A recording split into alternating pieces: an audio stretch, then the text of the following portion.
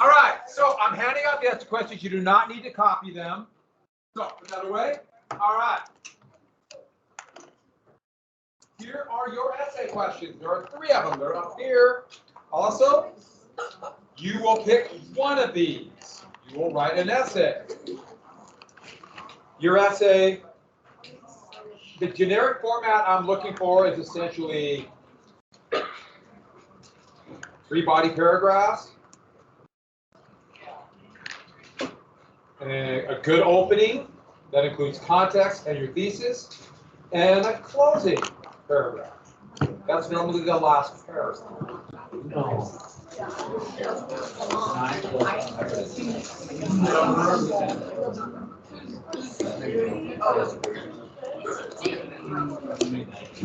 There, take it.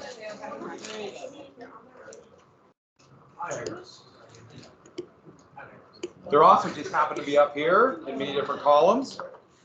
All right. They're crinkle cut, everybody. You know, crinkle cut days are good days. So you will pick one of these essays, and all of these are very good ones. The effects, and I went through, I don't know, maybe 1,000 effects. I went through the effects. I went through the factors of the Industrial Revolution, and then many times I told you how this was a dramatic change. You have an extra one or something, or okay?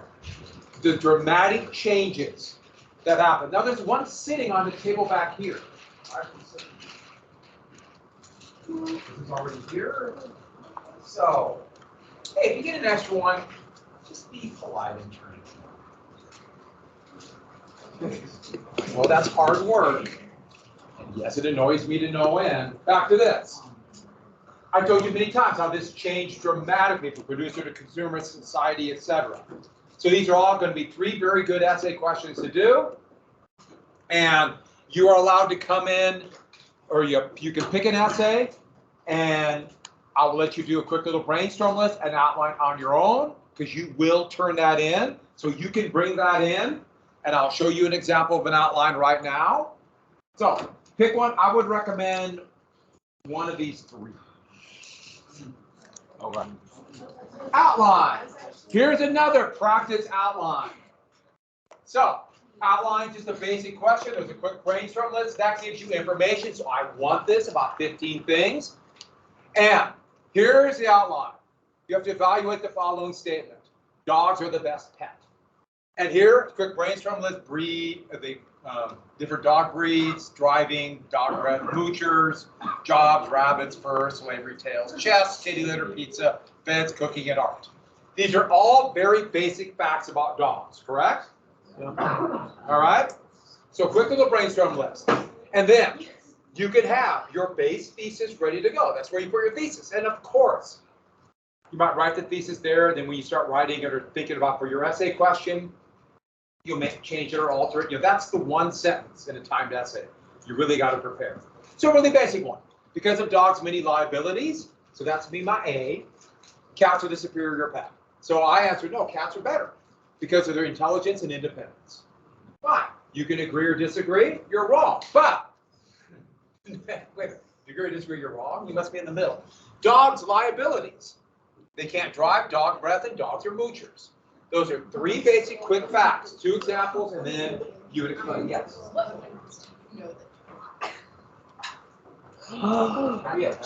Can the hat. Somebody's got to get out more. Dogs are intelligent. They're better cooks. They love chess and kitty litter. Right? Can you argue with that? And then independence of cats. Love to read, better jobs, do not fear rabbits. So,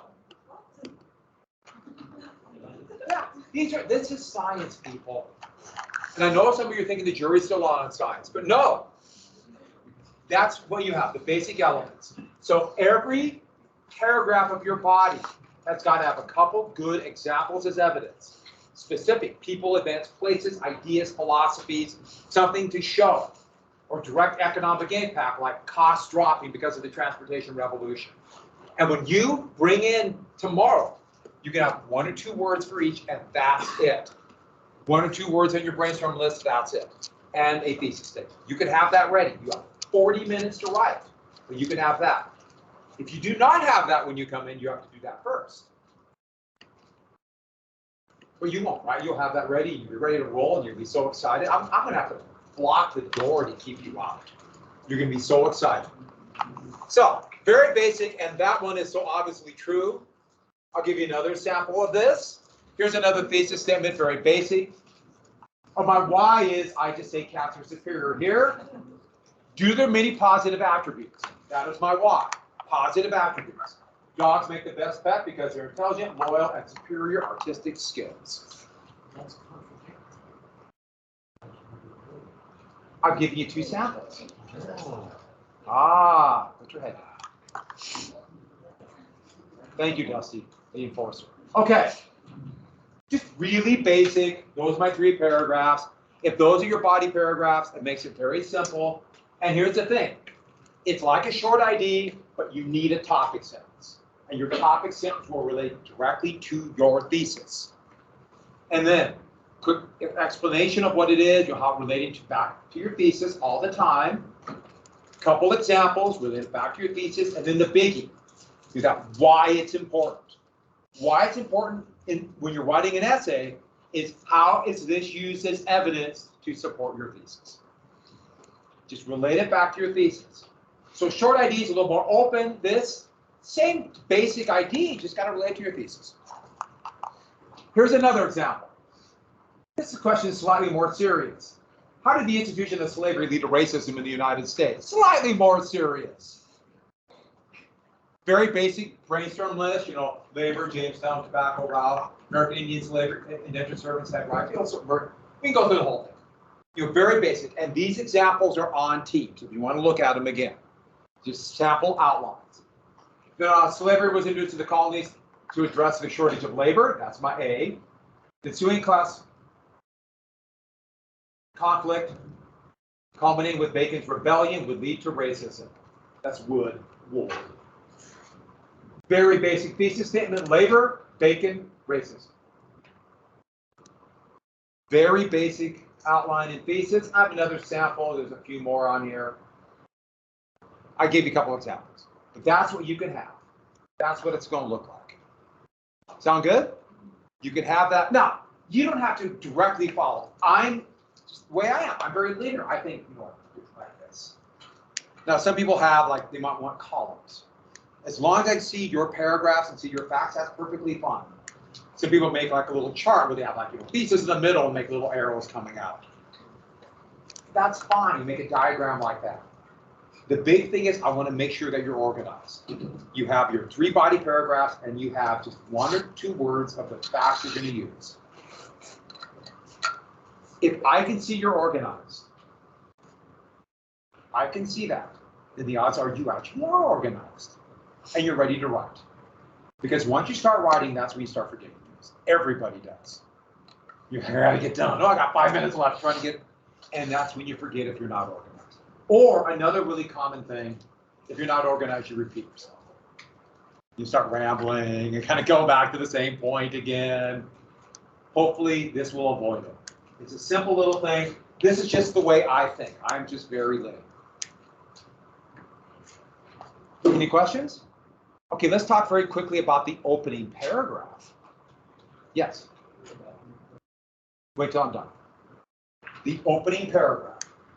The opening paragraph has got to have in there the context, the background material, the events leading up to it, big picture items. I do not want in your opening paragraph for this class, I do not want you to kind of explain your answer or give one of these, in the epochs of history, there have been many factors that affected us all. No. If the question is about the Industrial Revolution, talk about some of the events that led to it. The things that you wouldn't necessarily have in your thesis statement, before the Industrial Revolution, if you're talking about the factors of the Industrial Revolution. You say before the Industrial Revolution, most production was done in the homes, but there's a dramatic economic change in Britain that would trigger the Industrial Revolution. This would coincide with the War of 1812 and its a new political structure with 2 new political parties, the Democrats and the Whigs. Background material of the event that's happened. as the United States expanded west and the system of slavery moved west with it. And then talk about the Industrial Revolution. Let's say the question was, this is also foreshadowing, the issues behind the dropping of the atomic bomb. Okay, you're talking about all the issues about forcing Japan to surrender. Was Japan near surrender? That would be in your essay. But for your context, in that opening paragraph, talk about the United States entering the war after Japan attacked the American colony of Pearl Harbor. And through horrific island fighting after the turning point battle of Midway, the United States had defeated the Japanese army, but they would not surrender. Yet Germany had surrendered 3 months before. You get my point there? Background material. Does everyone hear that? 3 things. It's got to be there. It's also, I think, a really good way to start an essay. You immediately start out saying, hey, I know the information. I'm smart. Show off. But there's something else it does. In the AP exam, they require context. Let's get it right in the beginning. Right in the beginning. Here's background material right there. Any questions on that? No flowery language, get to it. We don't have time. The closing paragraph is the least important paragraph in the essay, of a timed essay. It makes sense, doesn't it? You know, you start, they understand, hopefully the person grading it. No, it's subjective. They're writing it down, or they know you're writing very quickly and time is running out. You're trying to get the body, the main elements of it. The closing, you're probably going to skip on if you don't have time. But still, if you have time for the closing, a quick restatement of the thesis statement, and then more context. What's more context? The Industrial Revolution, for example, would lead to the United States becoming an economic power and massive worldwide trade and inequalities that would last to this day. Or like the effects of the dropping of the atomic bomb. That coinciding with the Soviet Union entered the war and Japan would surrender. But the fear of the atomic bomb would lead to a horrible Cold War after. That's what you need. But if you can't, if you start running out of time, that's the paragraph to skip on. Do not skim on the body paragraphs with the open. Sound good? Any questions? Do you want to do it right now? Do you want to just do it? You just do it. The heck with it, what they say. We're not going to follow the rules anymore. We're going to take it. So tomorrow, come in, and if you have a question on it, I do have all, I have the sample thesis statements and the outlines. I have that on Teams. I have the questions again in case you lose your little tiny piece of paper that I gave you. It's on Teams. And let's say you have a question about the essay or your thesis statement. I'll try to look on Teams if you ask me before around 8:30, 8:40. Not after that. Sound good? If you ask after that, I might check in the morning, but I'm busy getting stuff ready, so try to get it in before. But I will answer any question about it, but you can have this when you come in, as long as it involves counts and notes. Sound good? Leave.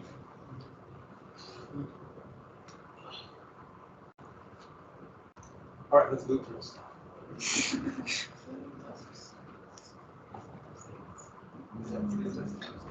Okay. Are you excited for the essay test? Oh, yeah.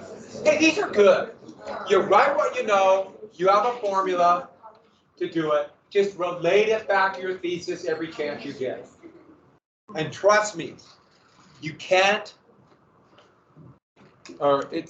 there's never the mistake of having too much information.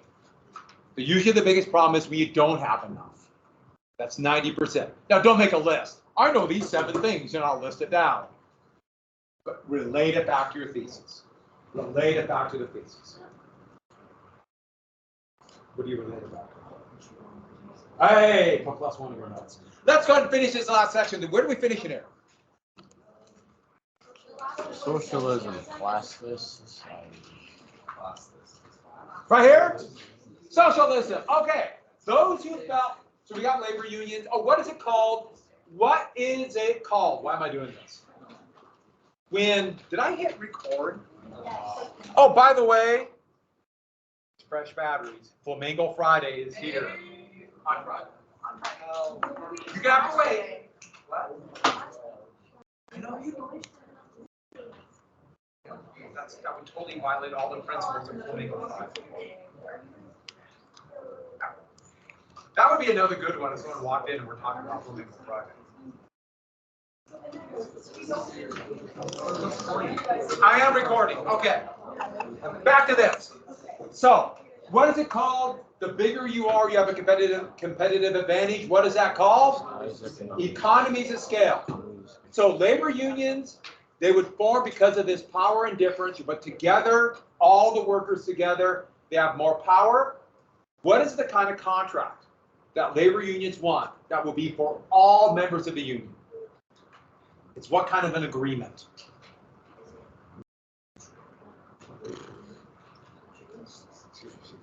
Give it that. Say it again. No, the labor unions want for all the workers. Job securities. There's a name for it, huh? Bargaining might be involved in this. Collective bargaining. Collective bargaining. Now, someone asked this period, well, we're all wearing this little sticker. And what happened is, so right now, we do not, teachers, we all collectively bargain together for a contract. It's really hard to figure out how you pay teachers in most jobs like this, because remember, pay is not based on what you think it would be based on. But we do not have a contract. We do not have a collective bargaining agreement right now. Teachers do not have a contract, and they will not negotiate with us. And so it's driving me to the point of distraction, how angry I am about this. But yeah, so they're kind of, yeah, they will not negotiate. We actually had to pay a net pay decrease this last year, which is kind of shocking. Especially for people like me, we have a scale, and I've been here so long, I'm at the top of the scale, so I had to pay a decrease. And so that's why we're wearing this, and we're coming up to another negotiation in about a week and a half. And it's kind of a big deal because we're nearing the point where more action might need to be taken, which would be very, very tough for all of us. But we're getting there. So that's what a collective bargaining agreement is. You asked about why we're wearing this, and that's why. Well, I mean, that is a possibility. Sure, that's what we call a strike. Oh, yeah. No, that would be horrible. No, because you'd have to go. We would all have to make that up. You would lose 2 weeks of summer. Yeah, you know. And it would be awful. Especially for parents who have to deal with daycare and things like that. It'd be an absolute nightmare. Especially if you have little kids. No. Huh? You have to drink it. Go, run, quick. Nadia, go to the sink. All right, so did we get to, what it's got people who felt like they were left out of the system and they felt that capitalism was leaving them behind. Wage slave. And what political party did a lot of them did they join? Yeah, more the Democratic Party. Who represented the Democratic Party? What? Yeah, that Jackson is such a contradictory character. It's really hard to know about Andrew Jackson because a lot of what we know about Andrew Jackson is actually what his opposition said about him to make him look bad. And people now take that as true. I'm not saying he do bad things. People out there sometimes do, not in here. Nobody in here does bad things, right? Yeah. I see all you nodding profusely. What was it called then? People who believe that the system was working for them, and if you work hard, you can get rich, and if you don't, it's your fault. And what party? Whigs. Those are the Whigs. And we'll get to the Republican Party, but the Republican Party is actually at first going to be made up of old Whigs and old Democrats. It's going to be a mixture. It's our weird political history. So should we get to socialism? Classless society.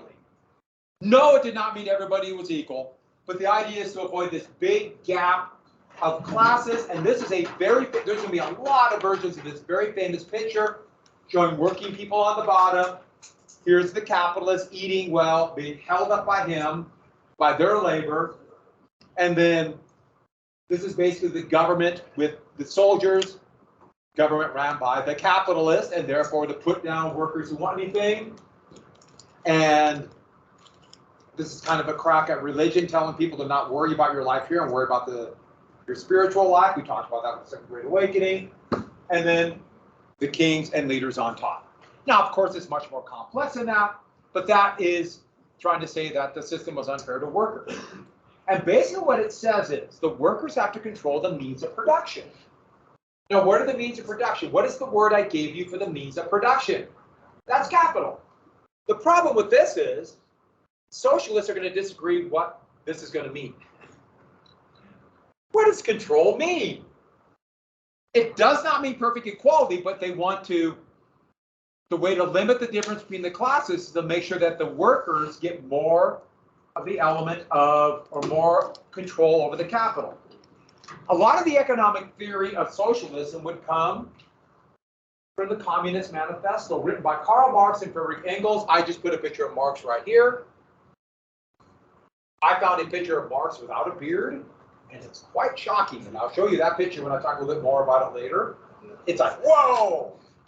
Marx was a reporter, a political reporter for newspapers. He actually was in the United States through much of the Civil War, reporting on the Civil War for European newspapers. But he was also what we would call today an economist, and in some ways quite a good one. Quite a good economist. Now, his prescriptions might be more controversial. A lot of it involved kind of fantasy land, which we'll get to, like, you know, there's lots of problems. We have some kind of revolution, political or worse, revolution, and then perfect classless society. Yeah.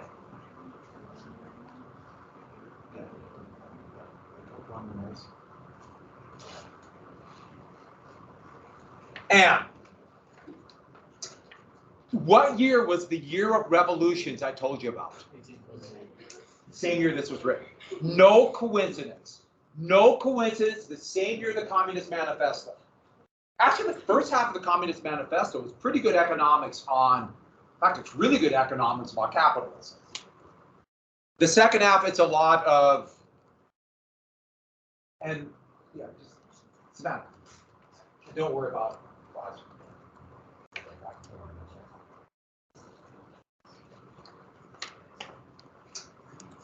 But the important thing about socialism to really understand it is socialists are bitterly divided.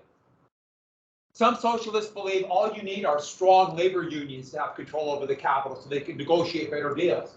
Some say we got to get rid of the capitalists completely. Some say the businesses should be taken over by the government ruling for the people. Some say you don't even need government. You just get rid of the capitalists and everything will function perfectly fine. Now, we can all agree or disagree about that, but the point is they really disagree. And so the socialists are always going to be divided and very bitter enemies.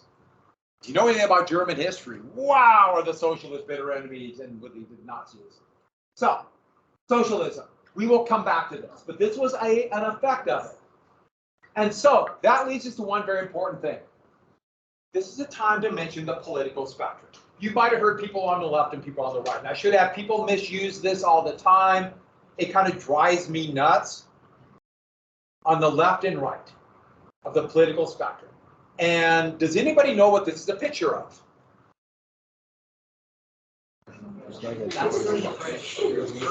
Yeah, it's called the tennis court oath during the French Revolution, where they said, we will not leave until we have a constitution that the king must obey. In that constitution, they created a national assembly. That's the National Assembly here. Here's the modern French assembly. So this is a bad picture of it, imagine a big arc. And there were no political parties per se, but people on the right of this arc. So looking at it, people over here. When they sat there, those on the right, all the ones who were more for a monarchy or just a few people in charge, oligarchy, a few rich in charge. So very little democracy, most people don't have rights, or keep a king or a dictator. They sat on the right.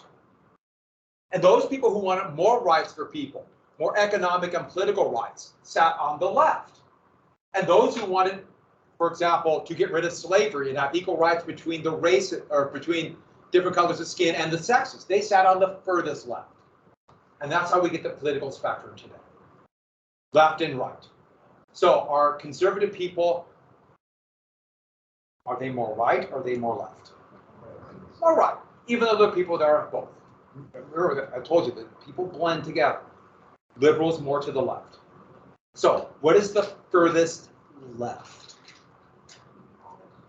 But you're right, it is for the most equality and ultimate democracy, even though they claim that might not achieve it, but they say that. Anybody know what that? Socialism is further left. What is the most radical or left socialist? Anarchists. Anarchists are the furthest left. The furthest left. What is the furthest right? Even, yeah, a form of dictatorship is called fascism. Yeah, that's the furthest right. That's where it comes from. People misuse right and left like they misread conservative and right wing. There's a fight between some conservatives. You're conservative, you're not right enough, or vice versa. Same with the left. You're a liberal, but you're not left. And it's like, shut up. To me, I find it quite problematic for our political system today. But that's where it comes from. So if you want to know left and right, that's where it comes from. And I'm trying to give you generic conservative and liberal, but I want to repeat, people misuse this today, and no one is all one or the other. And that's one of the problems where you have a two-party political system. We're kind of stuck with only two paths to go through, but we're stuck with a two-party system. When you have winner take all, there's two parties, period. There'll never be a viable third party, ever, unless you get rid of that system. So, don't write this down. Write down the Jacksonian era. Jacksonian era. There meant to be a Jacksonian era slide, and I really meant to change it during my study hall. I somehow mixed it up in the first period. Instead, I read articles. I opened up the New York Times. This column was outright, gave me another link to another article, and that was my study hall. I would find it productive, but it didn't necessarily help my class. So the Jacksonian era, and the thing about the Jacksonian era is this. This is the political outcome of the Industrial Revolution. It's Jackson. It's Andrew Jackson and what happened about democracy and other effects. All these are effects of the Industrial Revolution. I can't emphasize this enough. It was a big deal. So the 1820 have the era of good feelings. There's one political party. Look at this, 1820, got that 1820. James Monroe, every state, all but one elector. And the one elector would have voted for Monroe too, but they decided only Washington should be unanimous. That's literally why he wasn't unanimous. So it implies that we're all Republicans and everybody agrees this is the new system. We're all one party. That very same year we just about had civil war. It hid all of the insecurities and all of the differences. It was totally misleading. It really wasn't good feeling. And what was the issue? Well, first off, you had that new economy. Remember the market revolution.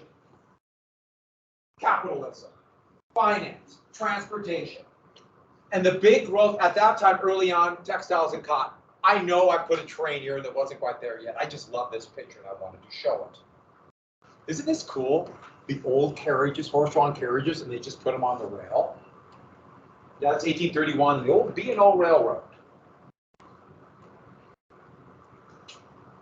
I remember being a very little kid and I did not know that the B&O Railroad in Monopoly was real. Or the Reading or the Short Line in Pennsylvania, those are all real railroads. And I thought, wow, that's really cool. You're not as impressed with my revelation. So, textiles. That's very sincere. Thank you. Textiles, you need more cotton. Exactly. They thought slavery would go away. The Industrial Revolution made slavery more valuable than ever before. So, yes, this is the change by the Industrial Revolution, but it dramatically affected that system that many people thought would go away. Remember, Thomas Jefferson was president when the economy was literally just beginning to change. He was a slave owner, and he signed the bill banning the slave trade during this time. Why did he do it? Well, the thought was, if you have fewer new slaves, eventually there'll be fewer slave owners. And there's fewer slave owners, that means fewer slave states. And eventually it will go away. eventually there'll be so few slave owners. You notice I'm not saying slaves here, I'm saying slave owners. They'll have less political power and they'll go away. And we could say we're no longer a slave owning country, we're no longer involved with the execrable, which just means horrific, slave trade. But Jefferson also thought it'd be 100 years. You could be long dead. So there's a lot of hypocrisy there. He called this idea diffusion. So Jefferson's like, he spread slavery, the percentage of slaves go down, and eventually go away. Why? Political power of slave owners drop. That's it. Number of slaves go down, slavery go away because of the political power. Because one of the reasons slavery was hanging on, even though 1800 people really thought it would go away, the slave owners had too much political power. In states like South Carolina, the slave owners ran the state. Same with Virginia. They're all slave owners. They don't want to get rid of slavery. But you get rid of the number of slave owners because there's fewer slaves. So you spread it out. Jefferson is saying, we need these states to have slavery. If they have slavery, slave owners spread out, and there'll be fewer slave owners per state. Diffuse it, spread it out. Now, looking back at this, this is a terrible strategy to get rid of slavery. Terrible. But he thought it was good. I don't know if he thought it was good. Maybe he thought this would benefit him during his lifetime. Let me rephrase that. He said he thought it was good. People say a lot of things. But then the Industrial Revolution happened. And the whole world turned upside down. So here's Jefferson saying, we'll spread slavery, and now we're making money. Not only that, this area, ooh, is it good for cotton? Wow, is it good for cotton? We want those to be slave states. And diffusion turned upside down. They said, we have to spread slave states. We have to spread them out.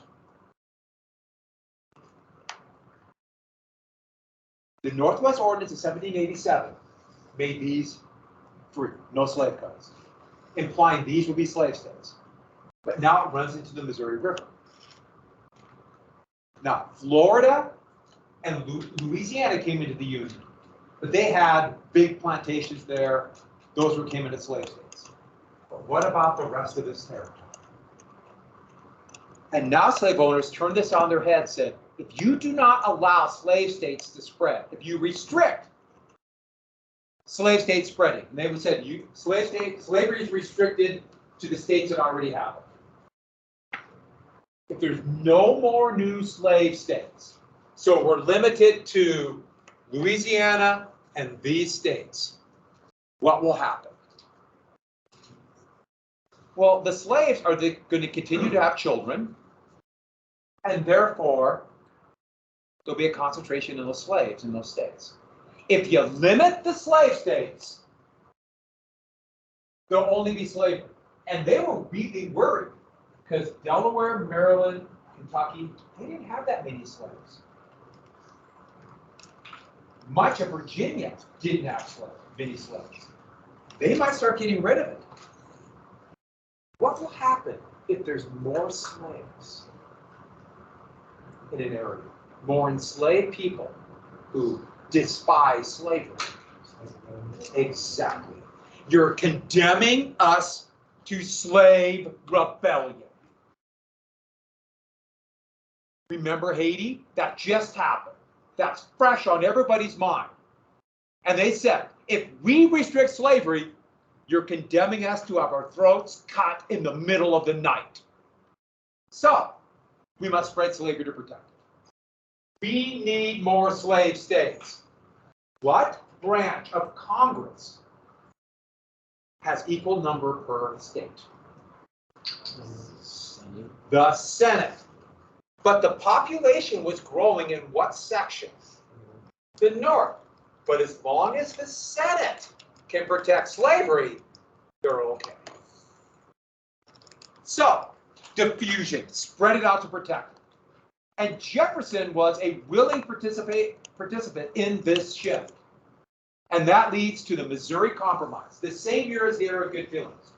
Sometimes you might see it called the Compromise of 1820. And this really showed what you'll see, you have it labeled as sectionalism, that dividing line between slave and free. So here's the Union, 1819. Northwest Ordinance, these are all free. Eventually this was divided up into 2 more states, actually 3 because Minnesota.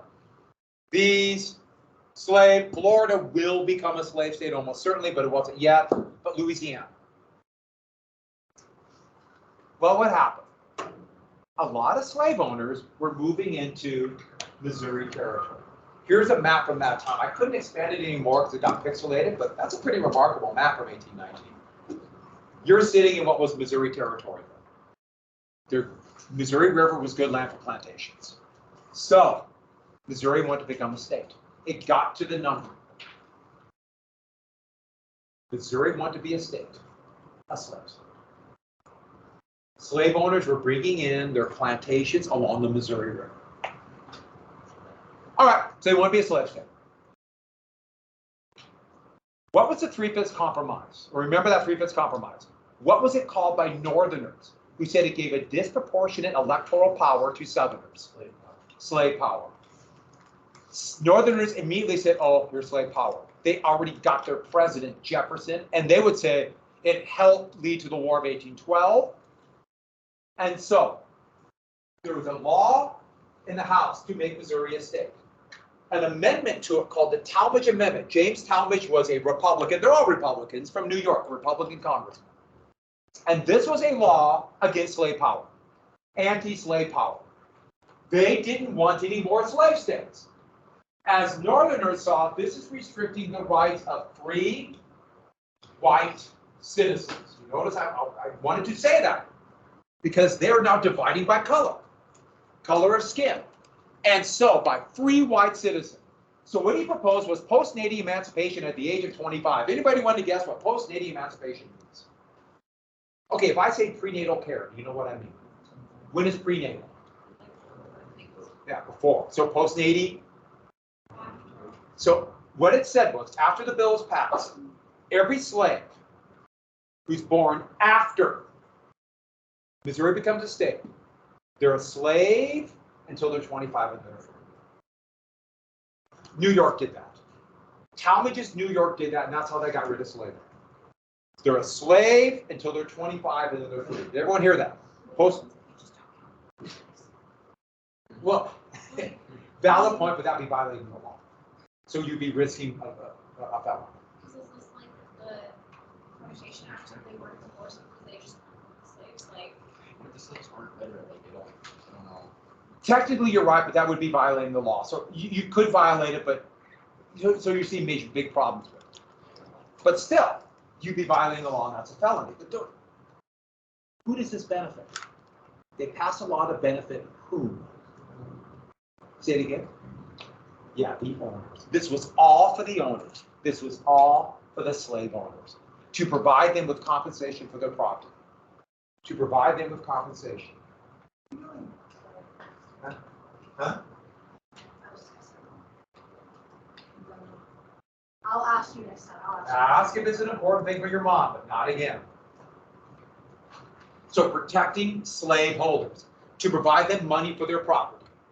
To provide them money. So what do they get? They not only get 25 years of work. Make sense? But what else? Slaves are property like any other property until that day they turn 25. What's that? Sell them. Sell them before they turn 25 to an area that has slaves. Well, of course they're going to buy them. No, they won't be free because they'll go to an area that. So you sell them to South Carolina and they're slaves for the rest of their life. I know what you're saying. No, the slave didn't sign a contract saying they're free. Isn't that awful? Isn't that just horrific? Yeah. Isn't that just horrible? Here's the thing about it. So the slaves, and they called it literally downward. here's the Missouri River, and this area was good for plantation. Anytime they got sent to the deep south, they would just simply generically, you're sent down there. Now, why did they do that? So the slave owners would have money, but there's one more thing. Remember I told you about the power of white citizens? They talked about this all the time. Then they won't have to deal with what they called freedmen or former slaves. And they literally called it a white republic. And that's what they wanted, a white republic. So there'd be no issue of having people who have different colored skin, they'd be sent south. And therefore, you'd have a white republic versus a slave republic. That's literally what they called it then. So you hear this, you might think, oh, Pilate is against slavery and wants equality. No. And so, very quickly, it passed the House. It shocked everybody. It passed the House. But what's the other body it has to pass? It didn't pass the Senate. And it did this a couple times. What was the Southern reaction? Remember, almost every politician in the South was a slaveholder. What was their reaction? Good. You're trying to cut off slavery. You're trying to kill us in the middle of the night. No, it wasn't. We have a disagreement over slavery. You've signed our death warrant. And they said, we demand, they called it senatorial balance, an equal number of slave states and free states. We demand this. And if you do not do this, what did they threaten? Secession. Secession. And everybody knew secession meant civil war. This is, by the way, the era of good feelings. The era of good feelings. And they're threatening civil war. So all of a sudden, there's fist fights on the floor of the Senate. People are bringing knives and guns and battling it out, drawing a knife during debate. I know what you're thinking. That would be awesome. By the way, if you want to see something like that, watch the Taiwanese parliament. Woo! There are fights and throwing chairs at each other. That's entertainment. So, this will lead to the Missouri Compromise. The Missouri Compromise was basically this, a Senator Thomas from Illinois. Missouri would come in as a slave state. Massachusetts would be broken in two, and the northern part, Maine, would become a free state. Senatorial balance. But what about the rest of Louisiana Purchase? They picked the arbitrary dividing line between Arkansas and Missouri territories, 36 degrees, 30 minutes latitude, and said all this territory then, north, except for Missouri, of course, no slave codes. Now, that looks like the South is at a disadvantage of this. Of course, a lot of territory we can take here. And they won here by threatening secession. So, that was a compromise. Did it pass? No. It failed. Northerners voted against this, Southerners voted against this. Henry Clay, the same guy did the American system and the Warhawks, he broke the bill into two, and it passed. Southerners voted for the Maine and Missouri part, Northerners voted for 3630. They broke it up in two and passed. And that would give Clay the moniker from then on, the Great Compromise. The Great Compromise. And there's Clay standing there looking out over everybody. This, though, would cement the sectional divide. Did it save the country? We're still here. If there would have been civil war in 1820, the United States almost certainly would have lost. So it was imperfect. It wasn't a good bill. There were a lot of flaws, but the country held on for another 41 years until actual civil war, even though it almost happened a couple more times. The next big time it almost happened would only be 13 years ago. Only 13 years. That's not bad. That's when Andrew Jackson would save the union. So we're jumping ahead. Attention, everybody. And by the way, look how focused they are, that class. I want you to follow that. See, when I come over here, what should you do? You should all turn in your desk and follow me, right? Now, has anyone ever done this to a teacher? Now, don't do this because it's really bad. Everyone got that? Everyone hear me say don't do that? So, let's say the teacher's over here, and what you do is everyone act like they're really interested. Like, oh. And then they walk over here, and then change your expression completely to absolute boredom. This is not listening, not paying attention. Then when they get over, walk over this way, become more and more focused, more and more into it. And they just under every word. And then when they move someplace else, get really bored. So you can get that person to stand on one spot. Now, do not do this to a teacher, especially Mr. Peterson. Do not do this. Did everyone hear me say that? It's on film, people. Don't do this tomorrow. I mean it. I'm standing up for this. Don't do it to Mr. Peterson. Did everyone hear what I said? Let's do a quick thesis statement for the bell. Oh. What are you whining about? I don't know about this. After all I've done for you, I've given you essay questions. Hey, reform movements. Hey, we had women's rights, temperance, we had labor unions, we had all kinds of things. So, and this is a good time for your why. The best why, if you're not exactly sure of something very specific, social changes, economic, political, cultural, foreign affairs. Quick, do it on your mind. Quick, quick, quick. Quick, do it. I know the bell's about ready to ring, but I had to tell you what not to do to Mr. Peterson. And this is on film, people. You can't lie to me if you do.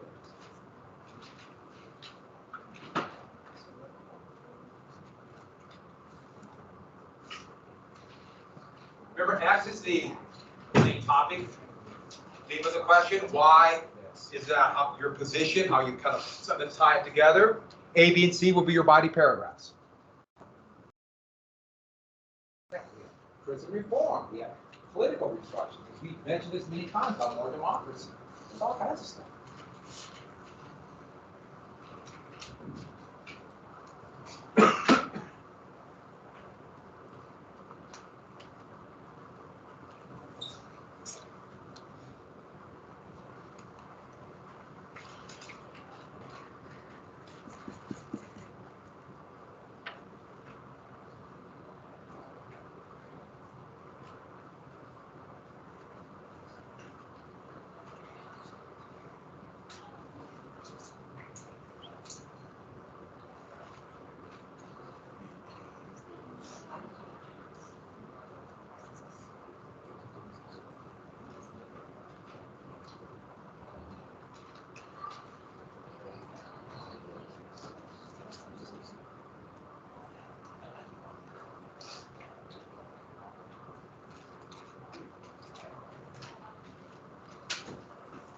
I totally blew that.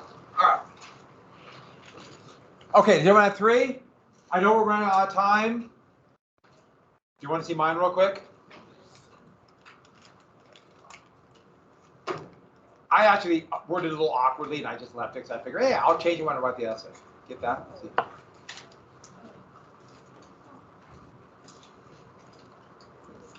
Sound good? Who had the second great awakening for one of the things? That's a good one, though. Who had transcendentalism? Who had labor unions? Who had temperance? Who had women's rights? Yeah, that's, I think, probably one of the most important ones.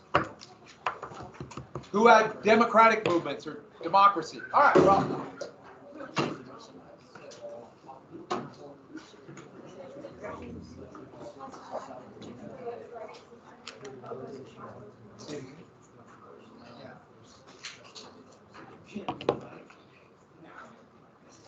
Yeah, I said you can have that in. You can have your basic ones in there.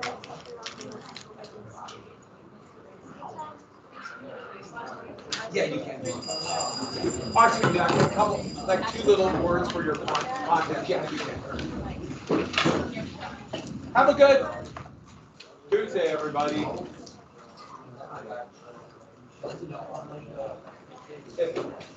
We finished, actually, we gotta have a right. Bigger the quiz.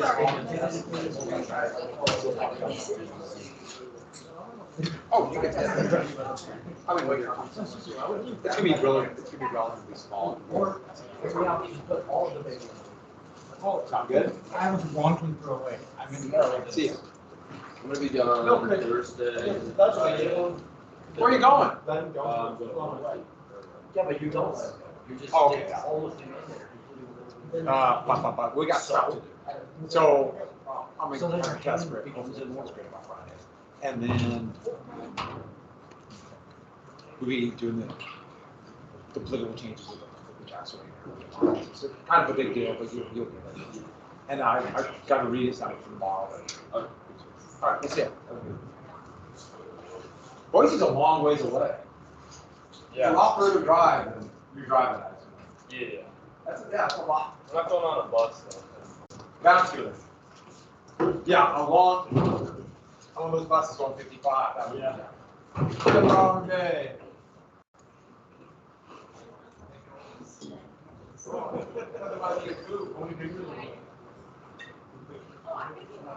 No!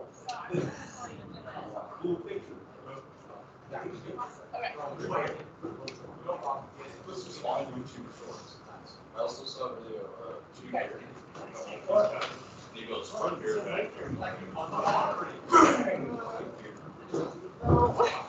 I got it.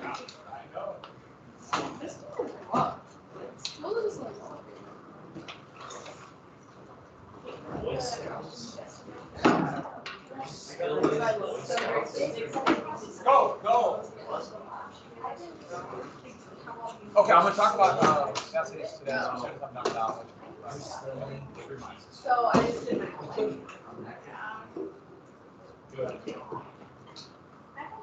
Hey guys. I just go. Especially really? No. It's close what you guys did last year, a little bit. It's the only thing I listened I'd to. rather hold my teacher the whole grade for when the